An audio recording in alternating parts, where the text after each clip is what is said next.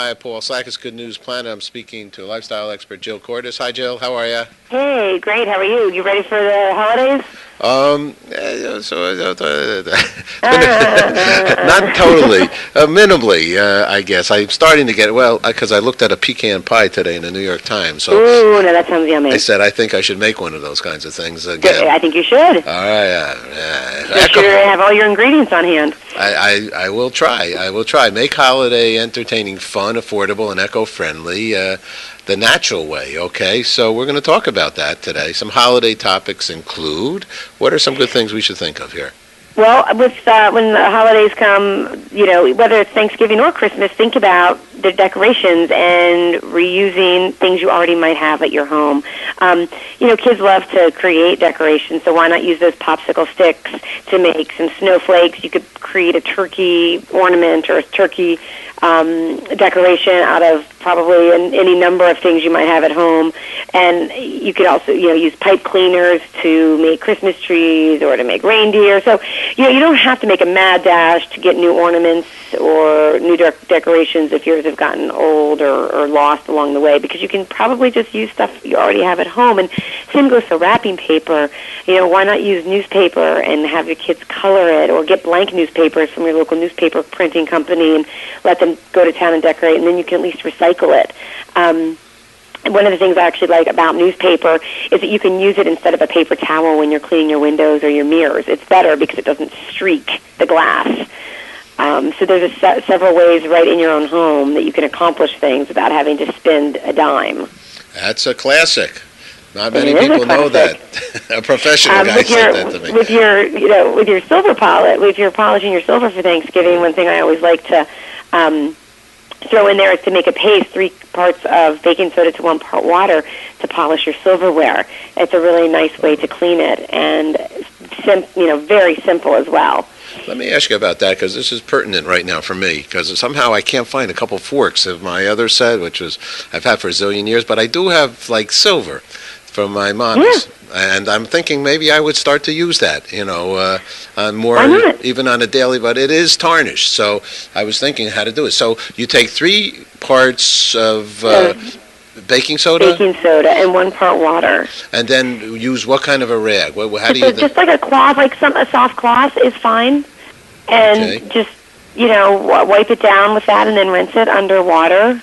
Now, if you're talking about tarnish, too, there's another way that you can remove tarnish. That it's a little complicated. I mean, it's not complicated, but I won't go into it all right now. But that tip for silver tarnish remover would be on armandhammer.com. But, try the 3 parts baking soda to 1 part water first to see if that simple trick does it. Okay. Arm & Hammer has I'm sorry. I assume, you have women out there who are listening. And one thing that's always nice is to pamper yourself over the holidays. And if you don't have time to spend a lot of money on manicures, pedicures, and facials, you can simply use baking soda. You can sprinkle about the same consistency that you would do for the silver, 3 parts to 1, and give yourself a wonderful facial. I exfoliate with baking soda all the time because it's inexpensive, it's not toxic, it's simple, and it works. And if you want to give yourself a pedicure, you can soak your feet in it and then use the 3 parts to 1 as a scrub to exfoliate your feet. Same with your hands. It's really a product that can do so many things, not only to spruce up your home for the holidays, but to spruce up yourself. My dad drank it. he used it for... Yeah, they do. I know. His whole life. My father, every time he had indigestion or whatever, he would take a teaspoon of baking soda with some water, and he would drink that. And I have as well. It definitely helps and works. Baking soda also is known for teeth, too, right? You can actually clean, and they have their own dental project. Exactly. And I mean, it whitens and brightens and all that, which is great. I mean, it's obviously something that I use and I stand behind. But just, the simple little box can do so much. You can make your potatoes fluffier next Thursday. Before you mash them, throw in a pinch of baking soda, and it fluffs them up really well. Yeah, Ooh. Absolutely. And bake a festive plate of cookies and give them to someone as a gift, and that way you're baking and not spending money on the gift. So, I mean, there's just so many things for the holidays that you can simplify with using baking soda, newspaper, simple things at home. And when you come to your tree, I just want to add a quick tip that I've been talking about today, and that is recycle it. Rather than just getting it to go into a landfill where it obviously will biodegrade, which is good, but you can use it to, send it to your local recycling program. Most cities have tree recycling programs set up. They'll even come and pick it up for you, and you can turn it into paper. The tree can be turned into mulch. So, with a simple phone call or a little simple research in your town, you can find out how to get that tree to the nearest recycling center.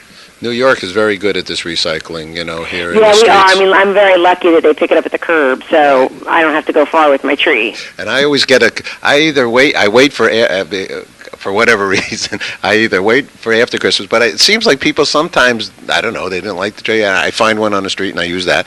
Or they get one after. You're really reusing. Oh, I'm a recycler for 50 years, so by far. And right. Also, the day after, I know it's a little bit, I'm an interfaith minister and I'm Jewish, but I love a holiday season. I'm a little nuts. What can I tell you, Joe? Do you take the trees after they're done and put them back in your house? I have done that. So, that's funny.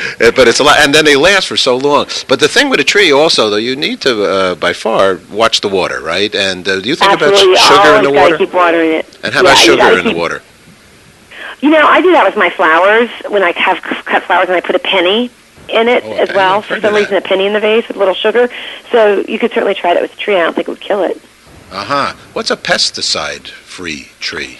Well, there's green tree farms now, and there would be trees that are grown without pesticides, so you're not dragging the pesticides back into your house. So that's something to look at. Again, you would have to find it in your local area to see how prominent they are. We, as you know, in New York, buy them off the street. And I'm not actually sure if I've seen pesticide-free, but maybe this year I will. But this Jill.